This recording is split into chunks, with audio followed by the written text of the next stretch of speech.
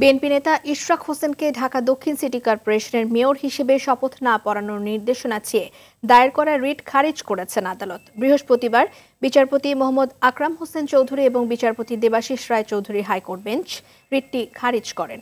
এর ফলে মেয়র পদে ইশরাকের শপথে বাধা নেই বলে জানিয়েছে ইশরাকের আইনজীবী।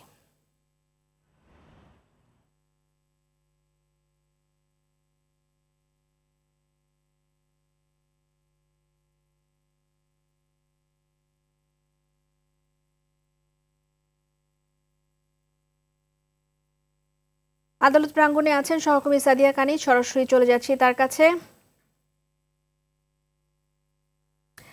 সাদিয়া, মেয়র হিসেবে শপথ না পড়ানোর নির্দেশনা চেয়ে দায়ের করা রিট খারিজ করেছেন আদালত, তো সেই সঙ্গে কোনো নির্দেশনা দিয়েছেন কিনা আর কখন নাগাদ শপথ অনুষ্ঠান হতে পারে কিছু জানতে পেরেছেন কিনা এর মধ্যে?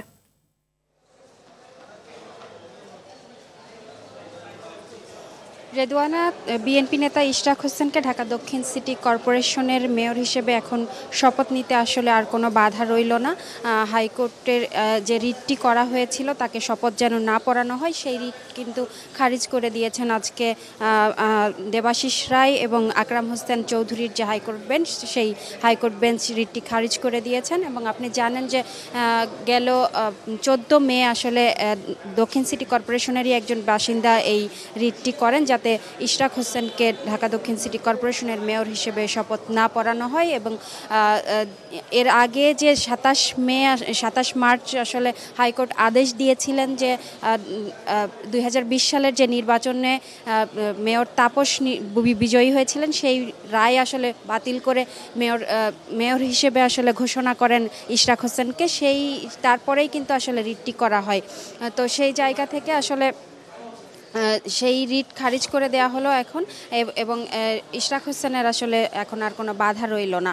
আর যে রিটটি করা হয়েছিল সেটির ভিত্তি নেই বলেই আসলে বাতিল করা হলো। এবং এখানে আইনজীবীরা জানালেন যে আসলে যদিও এখন আবারও যদি কেউ চায় এই বিষয়ে আপিল করতে পারেন উচ্চ আদালতে, তবে যেসব কাগজপত্র আজকে রিট খারিজ করার পরে যেসব কাগজপত্র আছে সেইগুলো আজকেই শপথ যা আছে সেগুলো করে আসলে পাঠিয়ে দেওয়ার কথা রয়েছে, যাতে আগামী কাল অথবা 2-1 দিনের মধ্যে ইশরাক হোসেনকে শপথ পড়ানো যায়।